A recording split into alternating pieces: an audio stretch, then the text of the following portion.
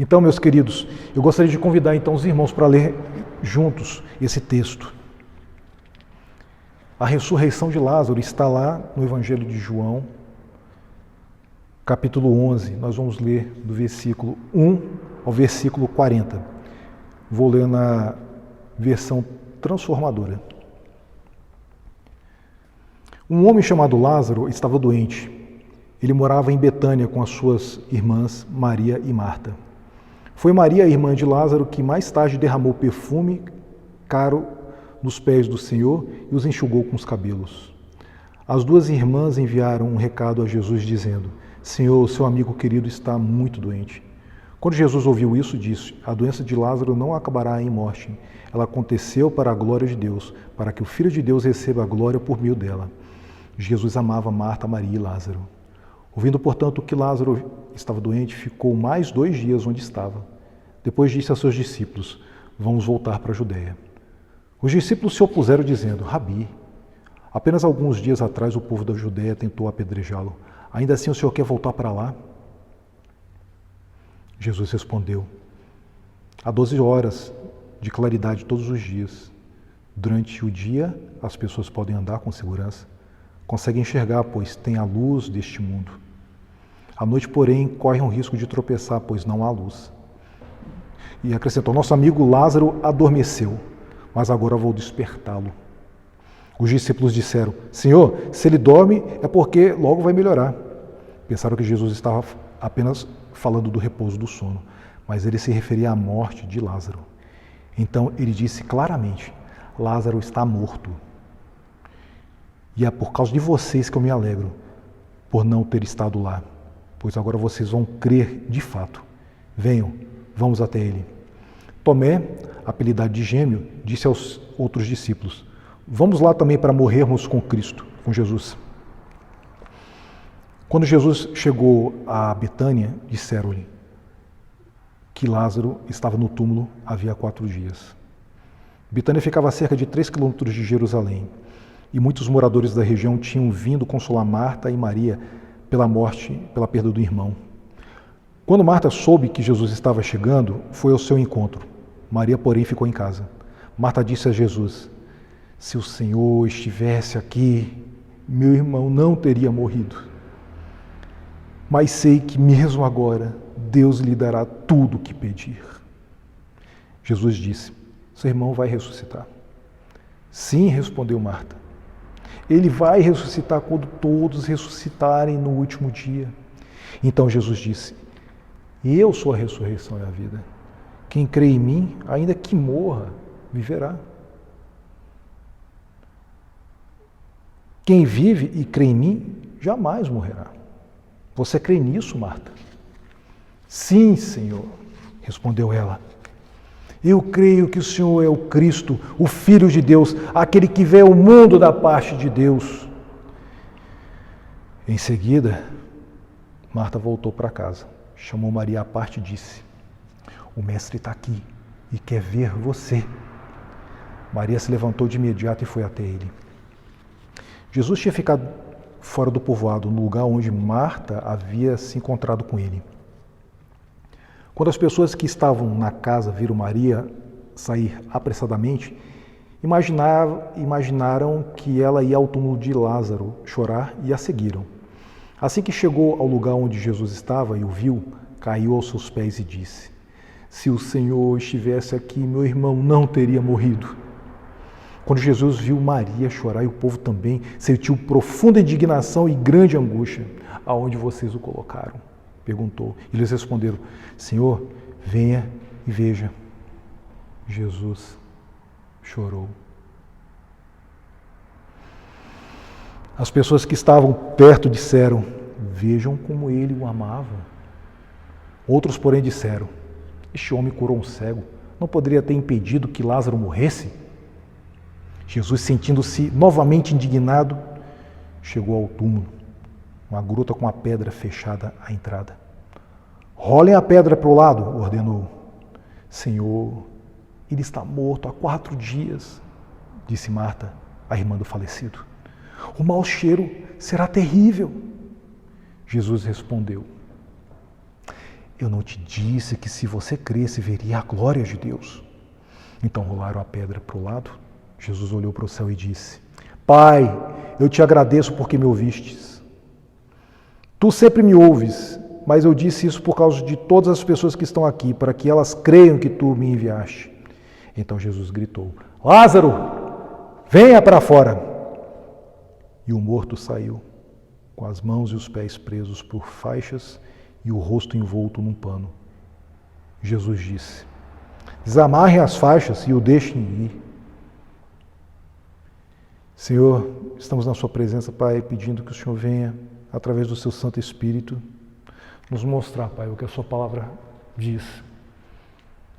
Ó, Senhor Deus, que a sua palavra, Senhor Deus, produza todos os frutos, Pai, do Espírito, Senhor Deus, a começar o fruto da fé e o fruto do arrependimento, Senhor Deus, dos nossos pecados, Pai.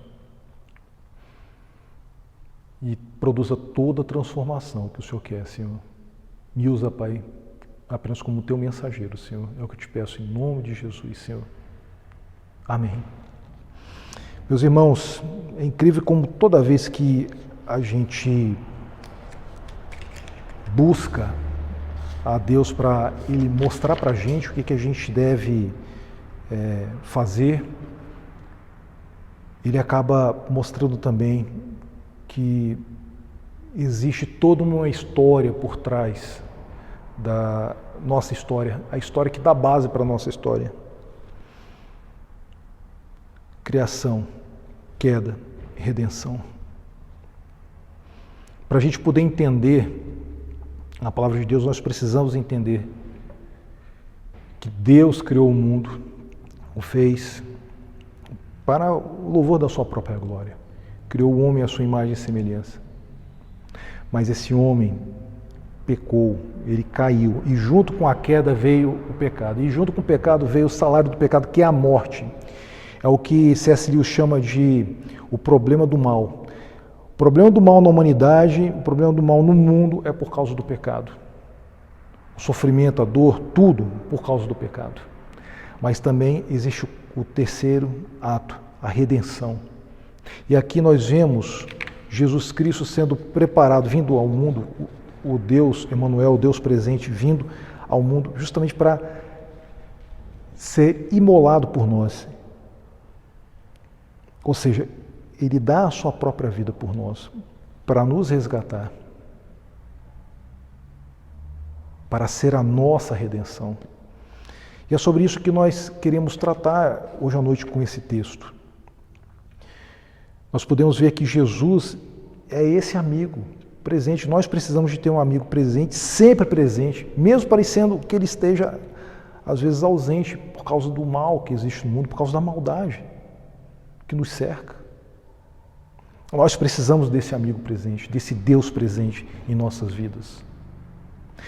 E o tema que eu quero falar com os irmãos essa noite é: Jesus é um amigo sempre presente. E há 3 aspectos nesse texto que eu gostaria de mostrar desse amigo sempre presente. O primeiro é que Jesus é um amigo presente, mesmo parecendo estar ausente. No versículo 1, a gente vê que o texto ele começa mostrando 2 realidades distintas e separadas umas das outras. A primeira realidade estava lá em Betânia, a 3 quilômetros de Jerusalém. Um homem chamado Lázaro estava doente, ele morava na cidade, Betânia, com as suas 2 irmãs, Marta e Maria. No versículo 2, foi Maria, a irmã de Lázaro, que mais tarde derramou um perfume caro nos pés do Senhor Jesus Cristo e os enxugou com os cabelos. A gente vê isso aí acontecendo no capítulo seguinte. A gente está no capítulo 11, no capítulo 12, Maria, em gratidão ao seu amigo Jesus, né, ela pegou esse bálsamo muito caro, né, e derramou esse perfume de nardo, né, puro nos pés de Jesus e os enxugou com os cabelos. Né. E aqui a gente vê que, então, essas 2 irmãs, elas estavam nessa realidade. E Jesus estava lá na Pérea com seus discípulos. E elas mandam um recado no versículo 3 para Jesus, dizendo: mandam esse recado para que as pessoas fossem levar esse recado a 40 quilômetros de Betânia, até lá na Pérea, para mandar chamar o Senhor Jesus. E o recado era o seguinte, no versículo 3, Senhor, o seu amigo querido está muito doente. Então Jesus era esse amigo antigo ali dos 3 irmãos. Jesus já tinha uma vez estado com ele, ou outras vezes, pelo menos em uma dessas vezes que Jesus esteve presente, foi aquela quando ele foi visitar os irmãos, né? Ali pelo menos em Lucas não aparece Lázaro, aparece só Marta e Maria. Vocês lembram que Maria, ela ficou sentada aos pés de Jesus, recebendo todo o ensinamento de Jesus, mas Marta ficava agitada de um lado para o outro, né? E aí Jesus falou para ela, Marta, Marta, por que te agitas de um lado para o outro? Porém, uma coisa só é necessária, né? Foi essas 2 irmãs. Então, 40 quilômetros, ou seja, a distância, a realidade, essas duas realidades, faziam que podia parecer que Jesus, ele era esse amigo sempre presente que parecia estar ausente naquele momento. E elas então pedem para que Jesus estivesse presente, mas a gente vê que, no versículo 4, Jesus diz o seguinte, assim que ele recebe a notícia de que o seu amigo Lázaro está doente, ele fala, a doença de Lázaro não acabará em morte. Aqui Jesus está mostrando aqui dos seus 2 dos seus atributos. Ele está mostrando a sua onisciência, atributos divinos, né? A sua onisciência. Jesus é Deus e como Deus ele tinha ciência da doença de Lázaro. Jesus também mostra a sua onipotência. Jesus, como Deus, ele tinha poder para dizer que aquela doença de Lázaro não resultaria em morte. E mesmo se você disser, não, mas Jesus errou, porque depois Lázaro acabou morrendo, eu não estou dizendo que Jesus está dizendo que Lázaro não morreria. Jesus disse o seguinte, a doença de Lázaro não acabará em morte. Significa que ele já estava praticamente dizendo aquilo que ele iria fazer. Que o final daquela história não acabaria em morte, mas em ressurreição e vida.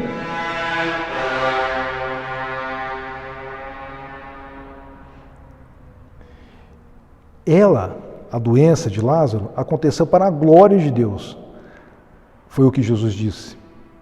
Para que o Filho de Deus receba a glória por meio dela.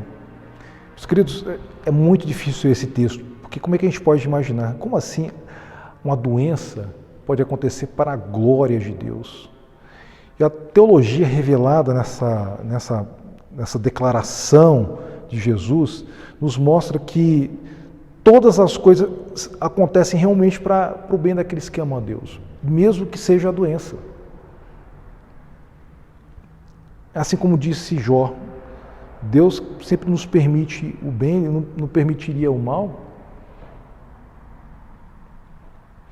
Então, mesmo no sofrimento, mesmo nas doenças, a gente pode ver que todas as coisas estão no controle dele, então todas as coisas são para a glória de Deus. Isso pode parecer loucura para aqueles que não conhecem a Jesus Cristo, não tem Ele como seu Senhor e Salvador, não conhecem, como eu te disse, esses 3 atos, a criação, a queda, a redenção, não sabe quem é Jesus Cristo, mas nós podemos começar a entender que existe um propósito para tudo no mundo. A nossa vida não é aleatória. Não é por acaso a nossa vida. Tem um propósito, tudo tem um propósito. No versículo 5 diz o seguinte, que Jesus amava Marta, Maria e Lázaro. Então nós depois vimos aqui Jesus então demonstrando esses atributos também divinos. Esses atributos também, depois desses atributos divinos, né, de onisciência, onipotência, nós vemos agora Jesus demonstrando esse atributo dele divino, humano. Ele amava os seus amigos. No versículo 15, Jesus depois, ele diz para os seus discípulos, já não os chamamos de servos, mas amigos. Jesus é o Deus presente em amizade por seus amigos. No versículo 6 diz o seguinte, ouvindo, portanto, que Lázaro estava doente, ficou mais 2 dias onde estava. Aqui é até meio difícil da gente entender isso, né? Porque até aqui nós vemos Jesus manifestando o seu terceiro atributo divino, que é a sua onipresença, né? Ele está dizendo o seguinte, ele vai ficar mais 2 dias, mas ao mesmo tempo a gente pode ter certeza que ele estava presente enquanto Lázaro estava doente, e ele estava presente também na morte de Lázaro. E ele falou, né? Eu vou ficar aqui mais... Ele manifestou a sua vontade divina de que ele iria ficar ali mais 2 dias, não foi de imediato. Então, Jesus, portanto, é esse amigo presente, mesmo parecendo ausente, para Marta e Maria naquele momento. No 7 nós vemos, depois disse aos seus discípulos, agora sim, nós vamos voltar para a Judéia. Aqui a gente vê que Jesus manifesta então a sua vontade na hora certa de agir. A gente, quando está com os filhos doentes, por exemplo, tendo febre, a gente não fala assim, vou esperar aqui 2 dias aqui para ver se a febre vai aumentar ou vai... Não, você vai querer buscar um médico, você vai querer administrar uma dipirona, um dipirético, um antitérmico, né? Para tentar resolver aquele problema aquele problema ali. Você não vai esperar a febre aumentar. Mas ali não, Jesus... Ele tinha todo o controle do tempo, tinha todo o controle da presença em todos os lugares, por ser onipresente. Ele agiu esperando mais 2 dias.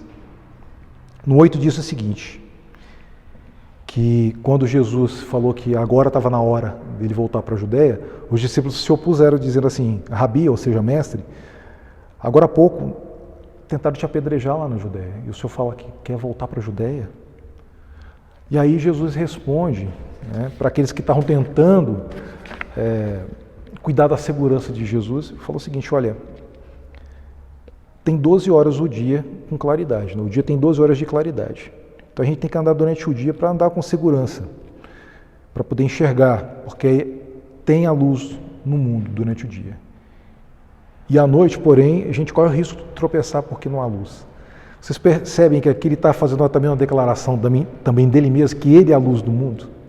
Que os discípulos estão com medo de que ele seja morto, mas ele mesmo está falando assim, não vai acontecer nada comigo, porque ainda não está a minha hora. Então eu vou fazer a obra do Pai enquanto é dia, enquanto eu estou aqui para que a obra do Pai seja feita. Né? E acrescentou, o nosso amigo Lázaro adormeceu, mas eu vou despertá-lo. Aí os discípulos disseram, bom Senhor, se ele dorme, então ele vai melhorar. Eles pensavam que Jesus estava falando sobre o repouso do sono, né? E não da morte de Lázaro. Aí Jesus foi bem claro no versículo 14, disse claramente para os discípulos, Lázaro está morto. E é por causa de vocês que eu me alegro, por não ter estado lá. Pois agora vocês vão crer de fato. Venham, vamos até ele. E Tomé, apelidado Gêmeo, disse aos outros discípulos, vamos até lá também para morrermos com Jesus. Então aqui a gente vê aqui que Jesus esperou Lázaro morrer para depois ir. E ele explica por quê. Ele explica que fez isso de propósito. E que ele se alegrava, aqui, por causa de vocês, eu me alegro por não ter estado lá antes. Mas como assim, como é que Jesus pode se alegrar com a morte do seu próprio amigo? Mas ele fala, pois agora vocês vão crer de fato. A morte de Lázaro, tudo que tinha acontecido era para que os discípulos dele e todos aqueles que iriam ver a ressurreição de Lázaro pudessem de fato crer em Jesus Cristo. Aí Tomé, aquele que, depois que Jesus ressuscitou, ele não acreditou, né? Ficou conhecido na história por causa disso, né? Falou lá, eu só vou crer se eu colocar as mãos nas chagas de Jesus, né? Cadê? Né? Demonstrou aqui até um ato de fé, porque ele falou o seguinte, não, então vamos lá, gente, vamos lá morrer com Jesus. E aqui aparece a segunda parte da nossa análise desse texto, né? Jesus é um amigo sempre presente que nos enche de fé e esperança. Se Jesus é esse amigo presente, sempre presente, mesmo parecendo ausente. Agora ele vai apresentar, o texto agora vai nos apresentar esse amigo sempre presente que nos enche de fé e esperança. No versículo 17 diz o seguinte: quando Jesus chegou a Betânia, disseram-lhe que Lázaro estava no túmulo havia 4 dias. Betânia ficava a cerca de 3 quilômetros de Jerusalém, e muitos moradores da região tinham vindo consolar Marta e Maria pela perda do irmão.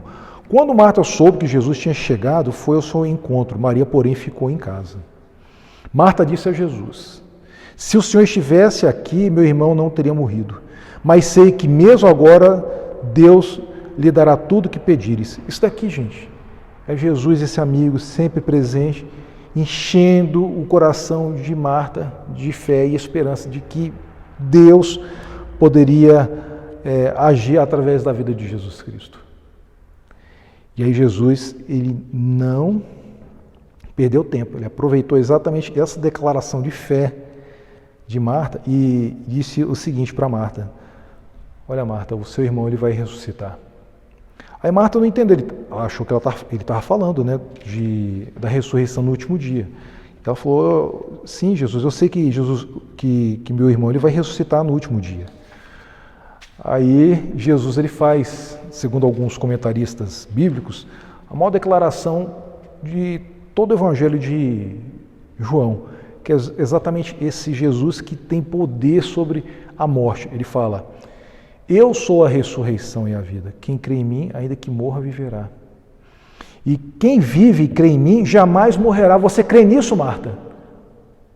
E Marta disse: sim, Senhor, eu creio que o Senhor é o Cristo, o Senhor é o Filho de Deus, aquele que veio ao mundo da parte de Deus. Olha só que declaração de fé maravilhosa. Jesus é um amigo presente que enche a vida da gente de fé e esperança. Marta estava ali agora com fé de que Jesus, ele não deixaria a morte vencer. Ele faria alguma coisa. Por quê? Porque ela cria que ele, Jesus Cristo, era o Filho de Deus, aquele que veio ao mundo. Isso nos leva para a terceira e última parte do nosso sermão. Jesus é o amigo sempre presente que ressuscita a nossa alegria. No versículo 28, diz o seguinte: em seguida voltou para casa, chamou Marta à parte e disse: Mestre, o mestre está aqui, quer ver você. Marta falou para Maria. Aí Maria, ela se levantou, né, e foi de imediato ver Jesus. E Jesus estava lá do lado de fora do povoado, onde tinha encontrado com Marta. E aí quando as pessoas que estavam na casa de Maria viram ela saindo apressadamente, imaginaram que ela estava indo lá para o túmulo de Lázaro, né, para poder chorar o seu irmão. Aí foram atrás dela, foram seguindo ela. Quando Maria viu Jesus, ela se jogou aos pés do Senhor e chorou, dizendo o seguinte: Senhor, né, se o Senhor estivesse aqui, meu irmão não teria morrido. E quando Jesus, no 33, fala que quando Jesus viu Maria chorar, e o povo também ali, ele sentiu uma profunda indignação e grande angústia. E aí Jesus perguntou: onde é que vocês o colocaram? E aí as pessoas falaram: Senhor, venha cá e a gente vai te mostrar. E aí Jesus chora. Jesus chorou. O menor versículo da Bíblia, João 11:35, mostrando também o seu atributo também de humanidade. Jesus era 100% Deus e 100% homem, que sentia dor e sentia revoltado aqui, né, com a indignação de que seu amigo agora estava morto. A dor ali das pessoas pela perda do seu amigo Lázaro, do seu irmão Lázaro, no caso de Marta e Maria. E as pessoas, quando viram Jesus chorando, elas falaram umas para as outras: nossa, veja só como é que ele o amava. Mas sempre tem aqueles que vão lá para os insensíveis, né? Ou mesmo os descrentes mesmo. Tiveram outros homens que falaram assim: bom, aí ó, tá vendo? Jesus foi lá e curou um cego. Não podia ter vindo aqui antes para curar o amigo dele, já que ele está dizendo que o amava, que era amigo, entendeu? Já foram reclamar de Jesus. E nessa hora Jesus ficou ainda mais indignado, né? Mas foi até o túmulo. Chegou lá, tinha uma pedra grande, e Jesus dá a ordem para tirar e remover aquela pedra. E realmente eles removeram aquela pedra. Mas antes Marta falou assim, Senhor, peraí. O meu irmão já está morto, já tem 4 dias. Vai feder muito, o cheiro está terrível. E Jesus, no versículo 40, diz, quase que ele diz assim, que nem ele falou pela primeira vez com Marta, né? Mas ele quase falou assim, Marta, né? Mas ele falou, Marta, eu não te disse que se você cresce, você veria a glória de Deus. E aí eles removeram a pedra. E Jesus, ele orou olhando para os céus. Em voz bem alta, para que toda a multidão pudesse escutar. Pai, eu te agradeço porque me ouvistes. Tu sempre me ouves, mas digo isso por causa das pessoas que estão presentes aqui, para que elas creiam que tu me enviaste. Aí todo mundo ficou esperando, né? Aí Jesus olhou para dentro da gruta, já com a pedra removida, e gritou, Lázaro, vem para fora. E alguns comentaristas, inclusive meu pai, falou o seguinte, ainda bem que ele falou, Lázaro vem para fora, porque já pensou, se não falasse Lázaro, todo mundo que tivesse ali morto, ali por perto, ali, teria ressuscitado também, mas Deus deu, a ordem foi só para Lázaro, Lázaro, vem para fora, e Lázaro veio. E saiu morto com as mãos e os pés presos por faixas e o rosto envolto em pano, e Jesus disse, desamarrem as faixas e o deixem ir. Interessante, né, que aquilo que o homem pode fazer, Deus deixa fazer, né? Deus poderia ter mandado, em vez de mandar, removam a pedra, ele poderia até falar o seguinte, pedra, saia daí, a pedra ia lá e se removia, né? Faixas, saiam das mãos de Lázaro, do rosto de Lázaro, não, mas ele falou, tirem a pedra, aí as pessoas, o homem foi lá e tirou, né? Tirem agora as faixas do rosto dele e do corpo dele, aí o homem faz, né? Então a gente vê aqui, a gente pode tirar algumas conclusões, meus irmãos, desse texto. Primeiro é que Jesus é nosso amigo presente, mesmo aparentemente quando ele está ausente. Ele está presente com você, meu querido. Ele está presente agora, nesse momento, ele está vendo o seu sofrimento, ele está vendo a sua dor. Ele olha para você como seu amigo. Jesus nos escolheu como seu amigo, não foi nós que escolhemos a Jesus como amigo. Ele nos fez amigo, apesar de nós, estando nós mortos em nossos próprios delitos e pecados, quando nós éramos inimigos de Deus, Ele nos fez amigo dele. Ele está presente, Ele está vendo o seu sofrimento. Pode parecer que Ele esteja ausente na sua vida, mas Ele está presente. Jesus, esse amigo sempre presente, que nos enche também de fé e esperança nos nossos corações. Assim como Ele encheu de fé e esperança a vida e o coração de Marta e Maria, para que elas pudessem crer, para que elas pudessem ter a alegria restaurada na vida delas, através da ressurreição do seu irmão. Jesus, esse amigo presente e mesmo parecendo ser ausente, que nos enche de fé e esperança e nos dá triunfo e vitória sobre o mal, sobre o pecado, sobre a maldade, sobre os problemas, sobre a adversidade, mas principalmente sobre a morte, porque a morte é o nosso inimigo, o nosso último inimigo, que vai ser vencido e vai ser derrotado também. Já foi derrotada a morte, já foi derrotada. Ó morte, onde está a morte? O seu agrilhão, ou seja, as suas cadeias. Jesus ressuscitou, Jesus venceu a morte. Estamos a uma semana da Páscoa. Meus queridos, nós temos que agradecer a Deus pela vitória dele sobre a morte, porque na vitória dele sobre a morte nós temos a vida eterna, vida através de Cristo, porque Jesus é o Rei da vida, Ele nos deu vida, a vida eterna. Jesus é esse amigo presente, sempre presente, que manifesta a nós como seus amigos, como amigo nosso, e se manifesta também para os nossos amigos.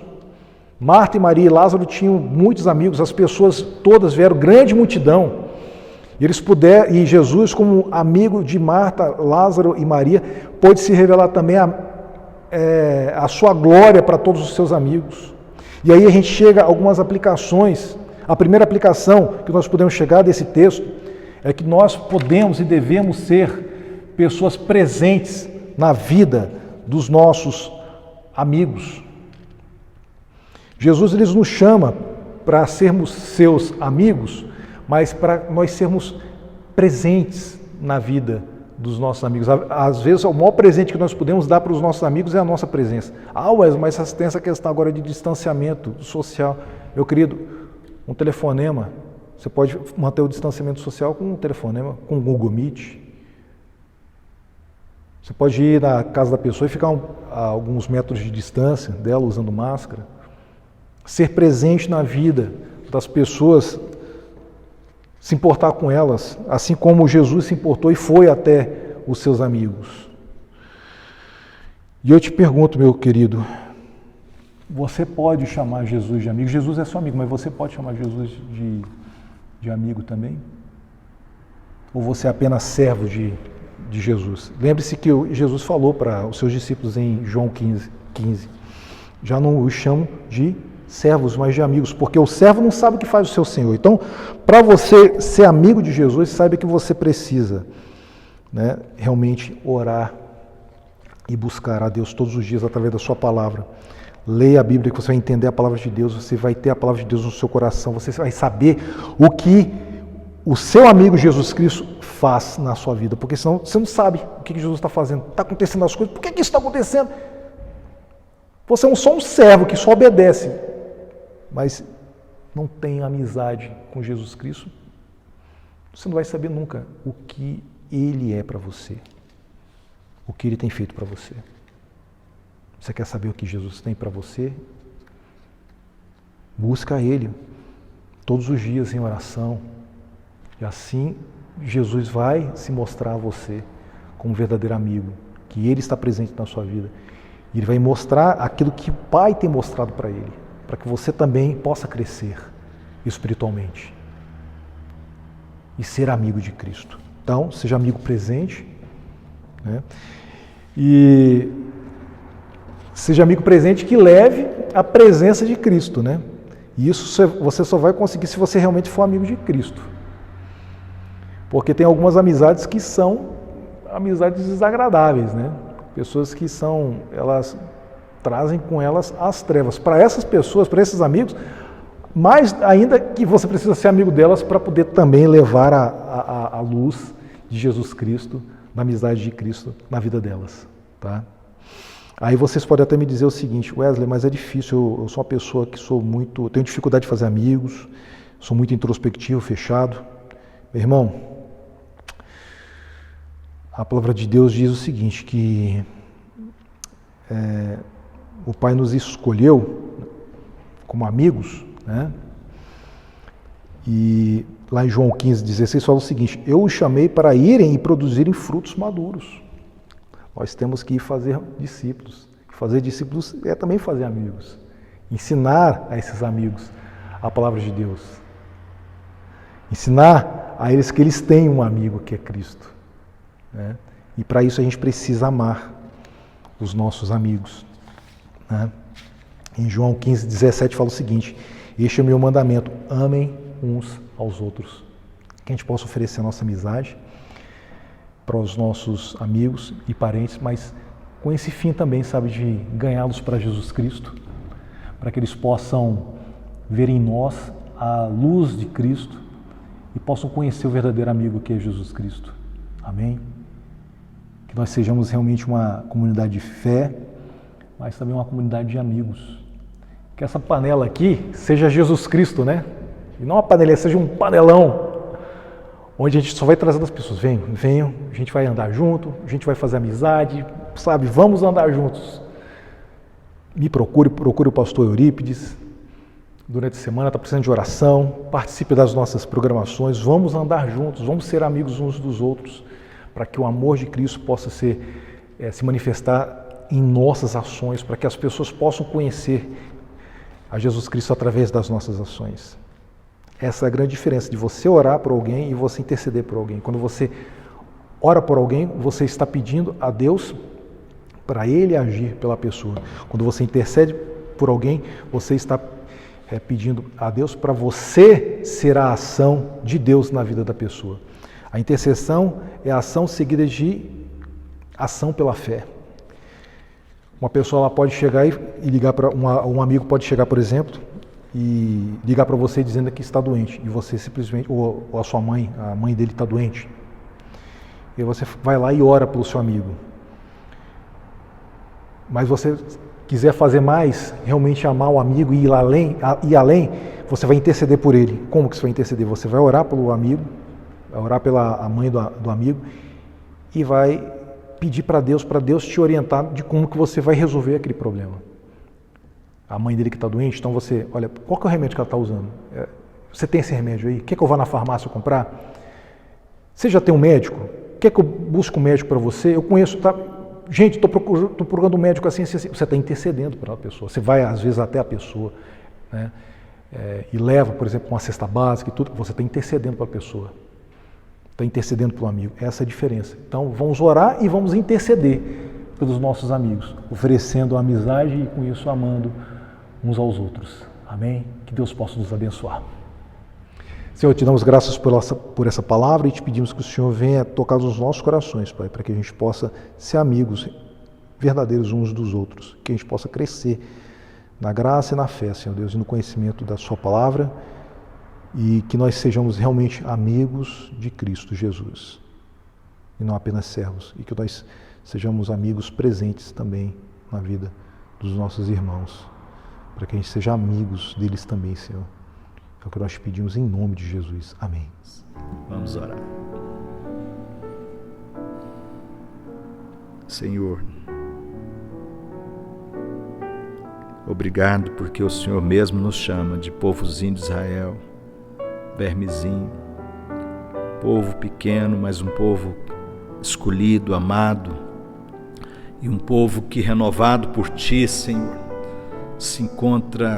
pode se encontrar nessa realidade tão tremenda como um trilho cortante novo, armado de lâminas duplas, porque o Senhor vai trazer água ao sedento, o Senhor vai trazer pão, porque o Senhor renova, Então, Pai, eu peço em nome de Jesus, por Teu Espírito Santo, visita agora a Tua igreja, visita o Teu povo espalhado nessa cidade, visita o Teu povo espalhado no Brasil, visita o Teu povo espalhado no mundo, renova-nos, Senhor, renova-nos nesse poder da graça, renova-nos para amar, para termos paciência uns com os outros, ó Deus, para sustentarmos os fracos, para, ó Deus, levarmos uma palavra ao cansado, levarmos o pão para o necessitado, ó Deus, em nome de Jesus. Renova os médicos, renova, ó Deus, as forças dos enfermeiros, de todos os profissionais da saúde, dá renovo, dá fé, para nós obreiros da Tua igreja, dá renovo, dá esperança, dá alegria para o pai de família, para a mãe de família,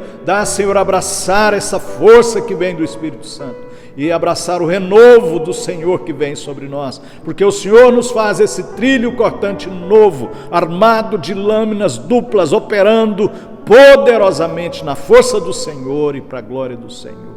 Renova o Teu povo, abençoa o Teu povo, eu peço em nome de Jesus. Amém, amém. Tenha uma semana abençoada, vamos receber então a bênção do Senhor, em nome de Jesus. E que a graça do nosso Senhor Jesus Cristo, o amor de Deus, o nosso amado, maravilhoso e eterno Pai, que as consolações e o poder do Espírito Santo sejam sobre todos nós, sobre todo o povo de Deus agora e para sempre. Amém.